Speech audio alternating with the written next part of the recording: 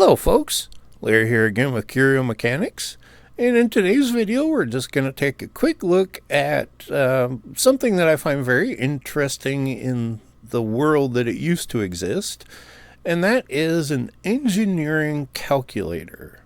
Now at first glance you wouldn't think something like this is very interesting, but it has kind of a fun place in history in the evolution of personal computers. Nowadays, we take laptops and phones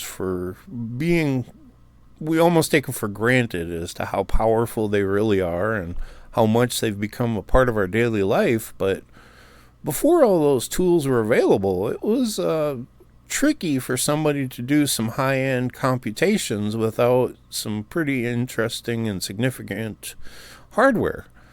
Well, there evolved, obviously, the personal calculators, which used to be insanely expensive. In fact, most of them in the 70s, I believe it was, you didn't even buy, you could rent them.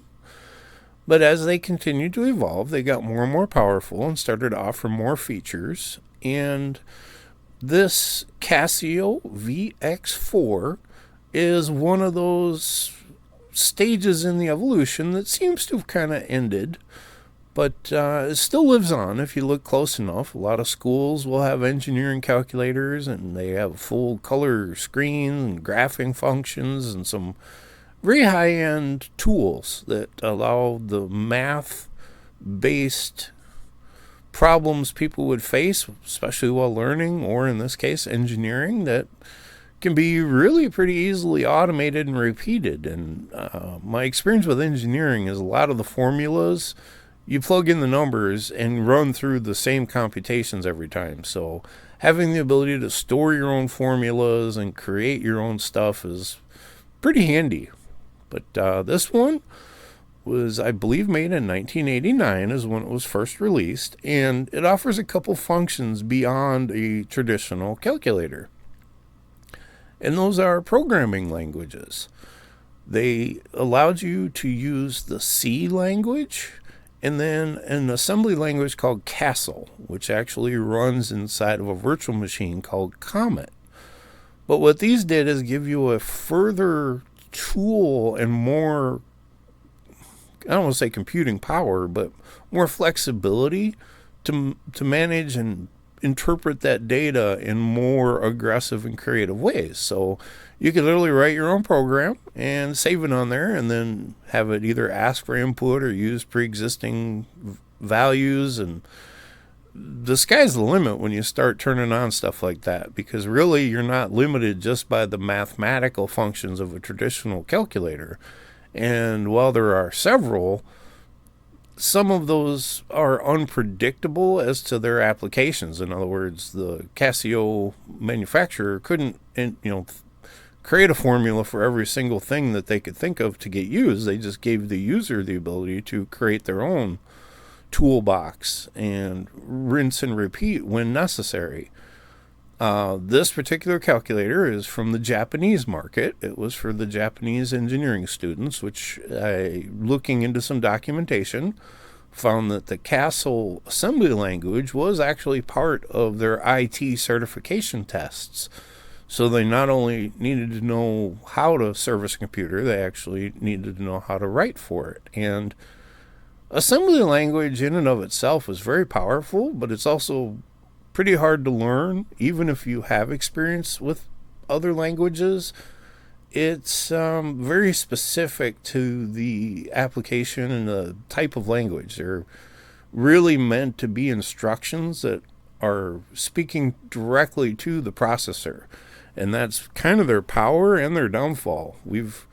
Those of us who have programmed in, say, C++, .NET, Java, there's a lot of libraries and functions, and they're pretty close to natural language. If, then, and things like that are all pretty easy to look at and figure out what it's doing.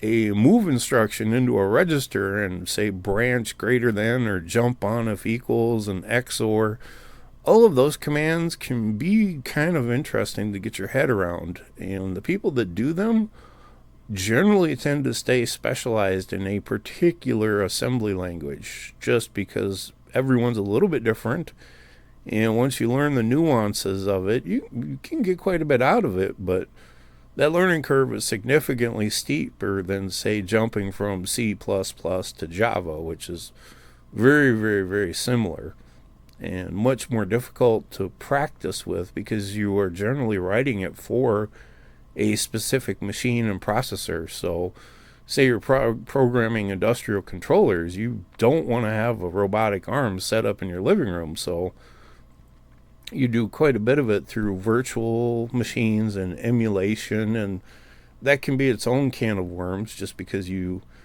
may have differences between the way the real hardware operates and a fake environment created by software.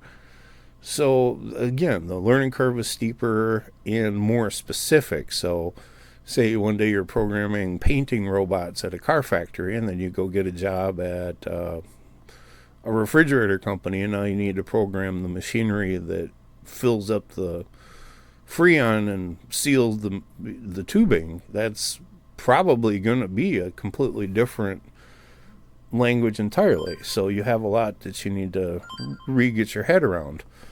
But it's rewarding, and I do speak a few assembly languages, but for practical applications, they don't go very far outside the use that they're intended. So I mention all that just because I think it's kind of interesting that this handheld computer, which is really what it is, it's a 4-line display with memory, and you can expand the memory on it. This particular one took up to 33 kilobytes of extra storage, which doesn't sound like a lot, but you can get a surprising amount of work done with that much space.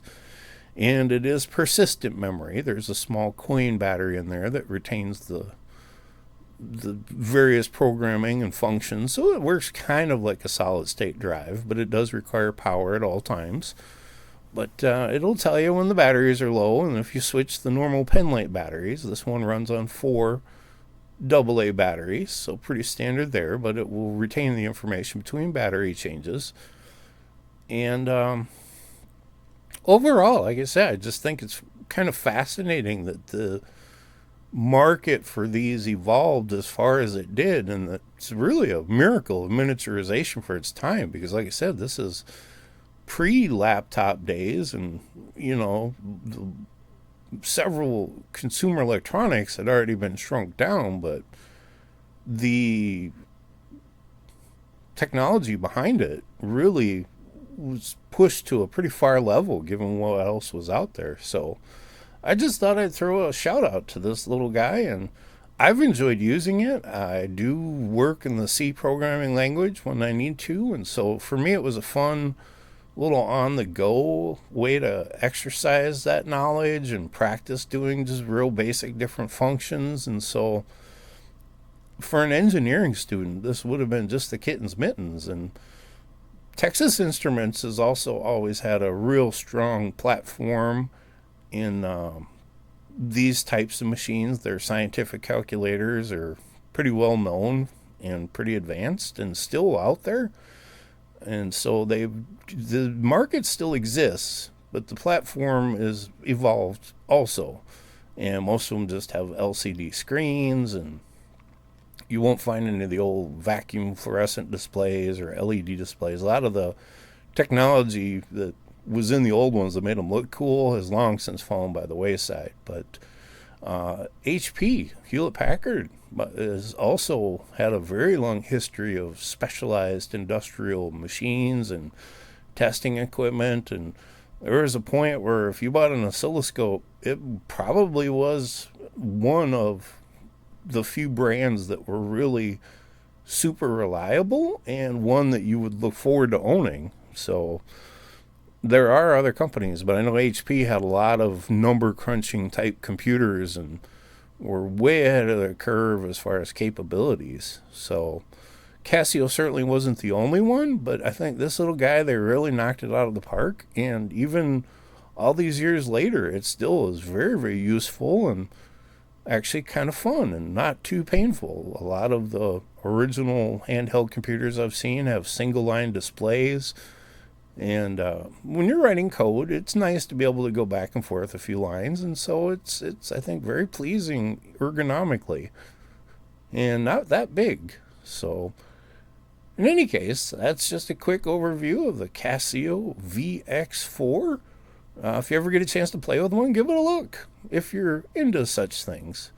But I thank you very much, and I hope you enjoy your day.